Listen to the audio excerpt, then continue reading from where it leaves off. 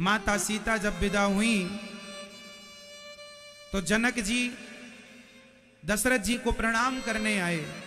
तो दशरथ जी ने उनके पांव छूकर कहा, आप हमें ना प्रणाम कीजिए, आप देने वाले हैं।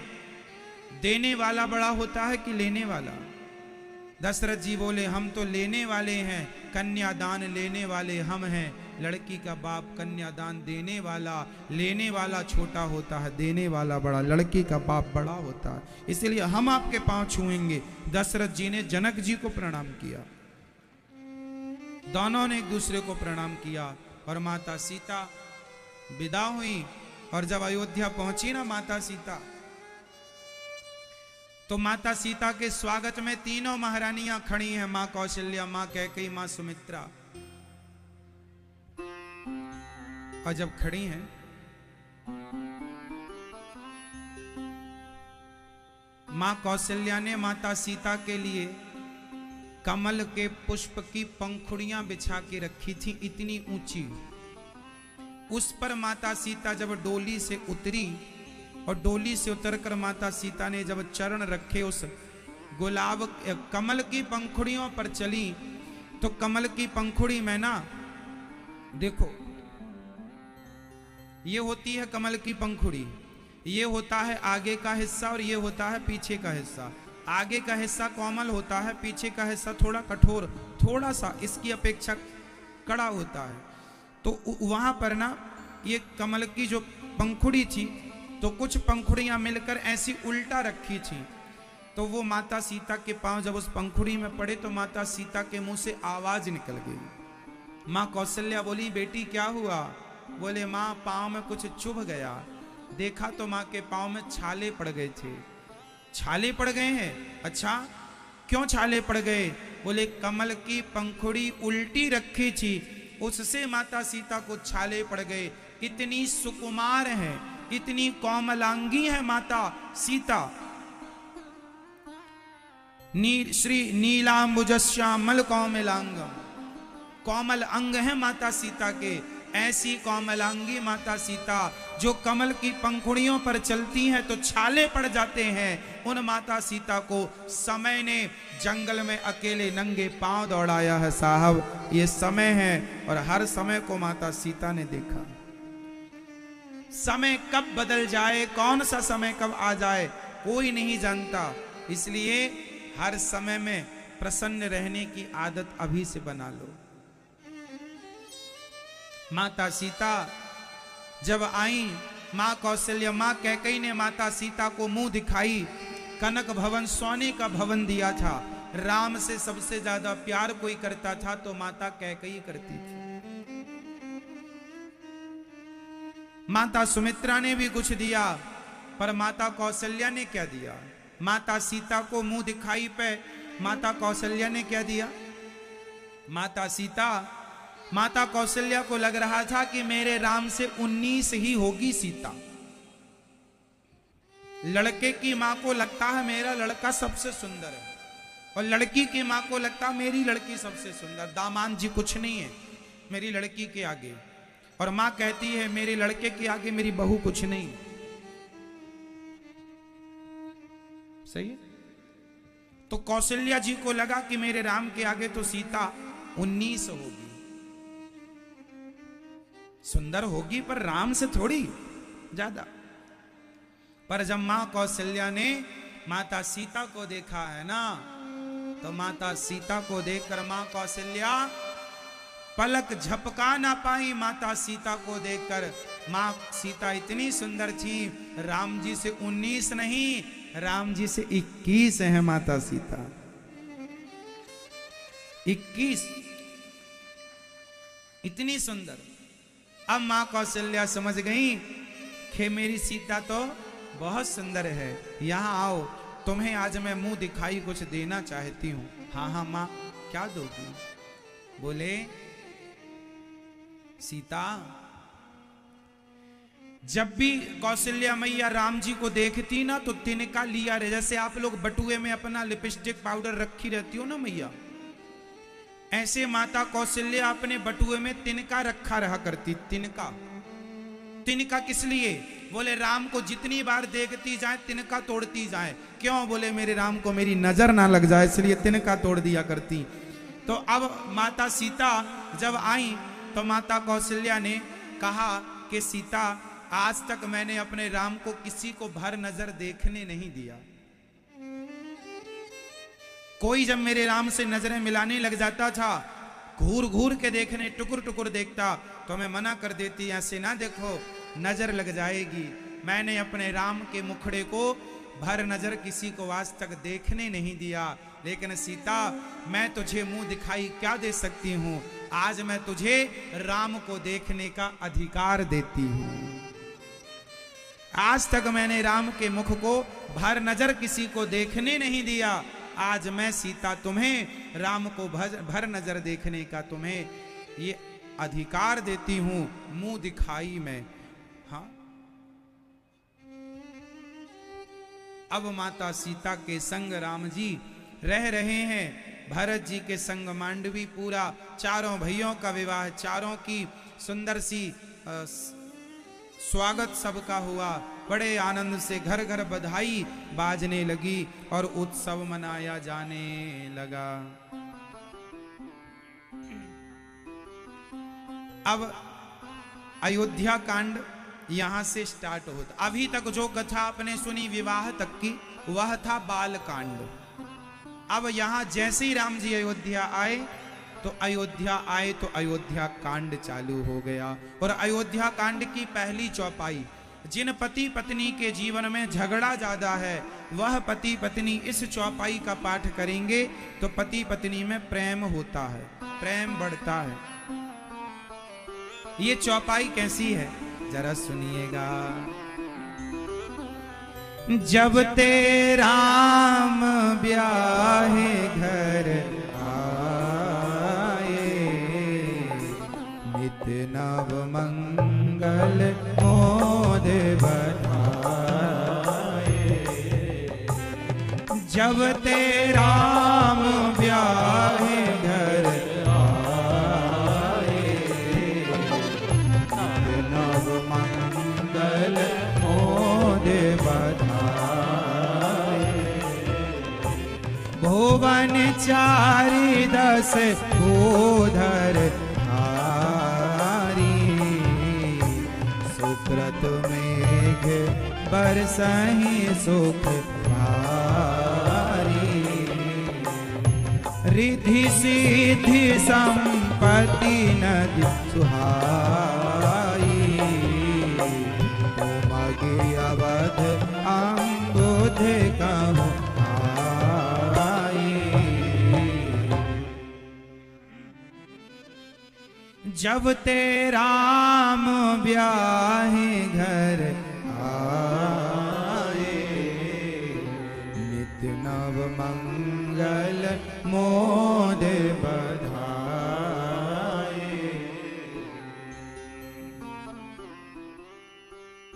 जब ते राम ब्याह घर आए, नित नव मंगल मोद बधाए।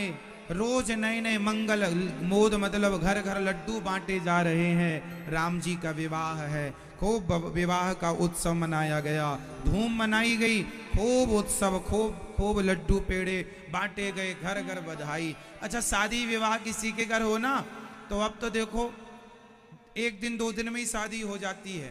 पहले शादियों के महीने भर तो बधाइयां बजा करती थी, गांव भर की माताएं आके भजन कीर्तन गाया करती थी। नई बहू आई है, सब लोग आती थी, गांव की महिलाएं, और बहू के मुंह देखा करती थी, मुंह दिखाई। नई बहू का मुंह दिखाई नेंग आप लोग देते लेते हैं कि नहीं? मैया आपको मिला, क्या मिला था नेंग में? आपकी सास ने क्या दिया था आपको? क्या मटका? हाँ, पति दिया था नेंग में, तो नेंग में मिला था। शादी नहीं हुई थी। नेंग की चीज अलग होती है, शादी अलग होती है। तो पहले महीनों ये उत्सव चला करते थे, तो खूब उत्सव चला राम जी का अयोध्या में। एक दिन क्या हुआ, दशरथ जी कंघी कर रहे थे, जैसे आप लोग करते, तो दशरथ जी ने दर्पण के सामने खड़े होकर कंघी कर रहे थे, तो दशरथ जी ने देखा यहाँ कान के पास कुछ बाल है ना, पक गए, सफेद पड़ गए।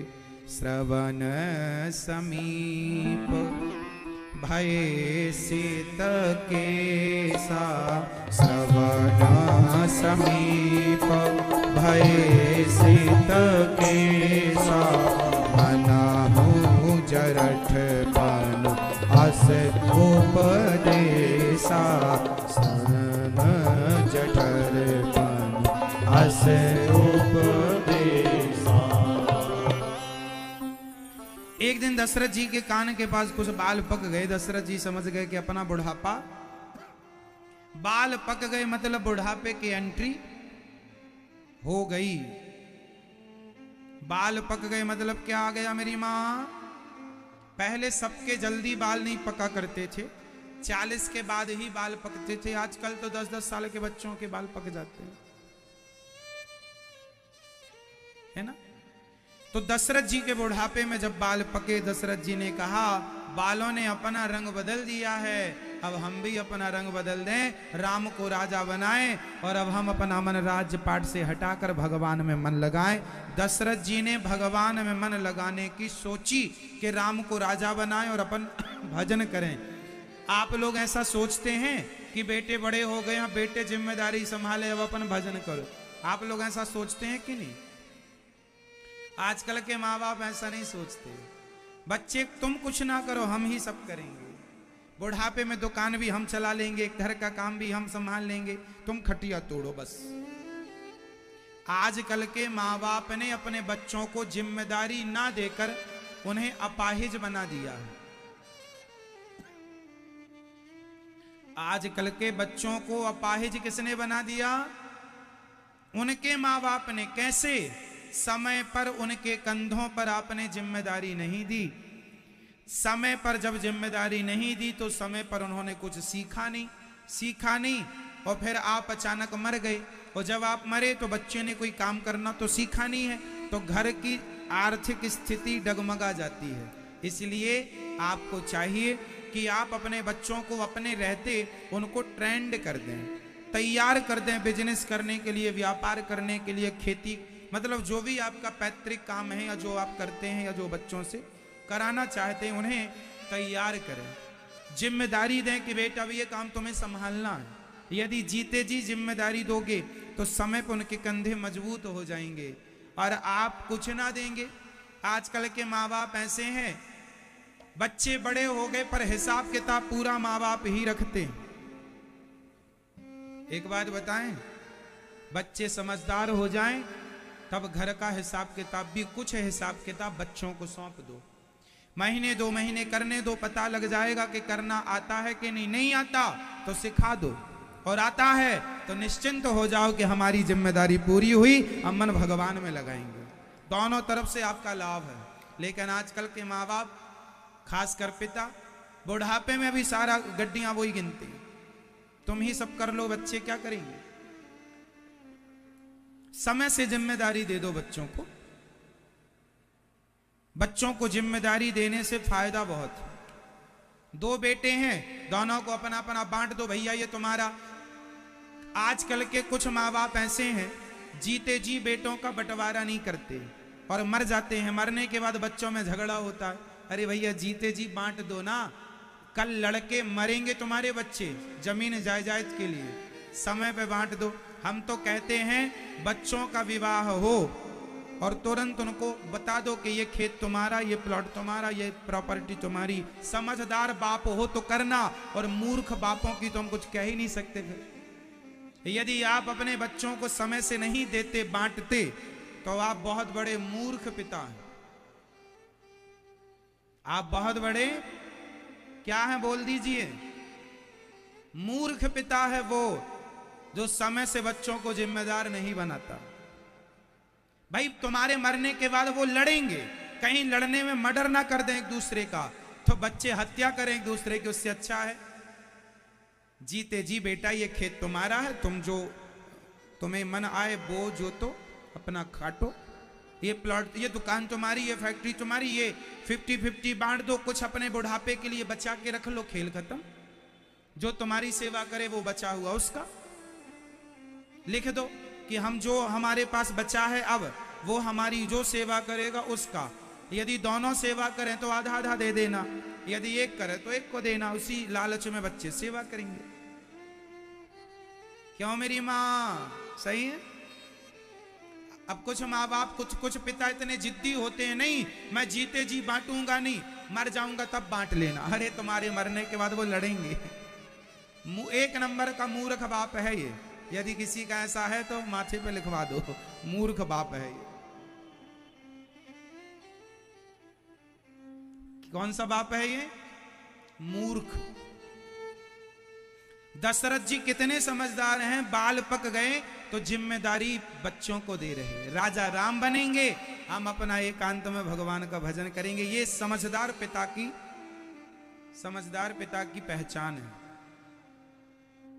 अब देते ही ना, चलो राम जी राजा बने, ऐसा मन में दशरथ जी के विचार आया तो गुरु जी के पास गए। गुरु जी आज मेरे मन में एक विचार आया। दशरथ जी कह रहे हैं क्या विचार आया? राम को मैं राजा बना दूंगा। गुरु वशिष्ठ जी बड़े प्रसन्न हुए और गुरु जी बोले, बैगी विलंब न करिए नृप, साजिए सबुई समाज, सुदिन सुमंगल तबहि जब, राम हो ही जुबेराज। कई लोग कहते हैं गुरु वशिष्ठ जी ने कैसा मुहूर्त निकाला कि राम जी को वनवास जाना पड़ा। अरे गुरु जी ने मुहूर्त निकाला ही नहीं था।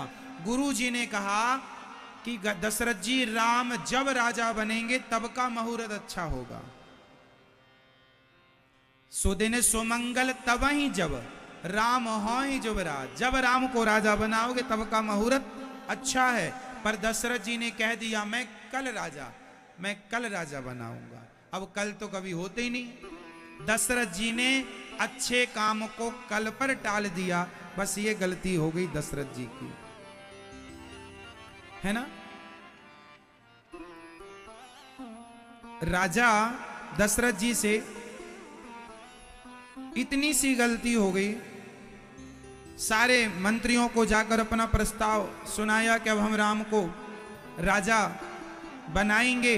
ये चालू हो गई चर्चा, चारों तरफ चर्चा फैल गई, राम जी राजा बनेंगे। अब सारा हर्ष उल्लास से पूरा नगर में भुर ढोल नगाड़े बजने लगे, खूब लड़ुआ बटने लग गए। जब लड़ुआ बटने लगे तो किसी ने मंथरा को लड़ुआ दे दिया। किसको लड्डू दिया? अब यहां देवता लोग बड़े परेशान हुए। देवताओं को लगा कि राम जी राजा बन जाएंगे तो रावण को कौन मारेगा। तब देवता लोग भगवान ब्रह्मा जी के पास गए, बोले आप कुछ करो। माता सरस्वती जी से कहा आप कुछ करो और इन्हें राम को राजा मत बनने दो, राम को राजा मत बनने दो। ऐसा किसने कहा? देवताओं ने। तब माता सरस्वती ने कहा, ऊंच निवास नीच कर तूती, देखे न सकहीं पराई विभूति। ऊंच निवास नीच कर तूती, देखे न सकहीं पराई विभूति। ऊंच निवास नीच कर तूती।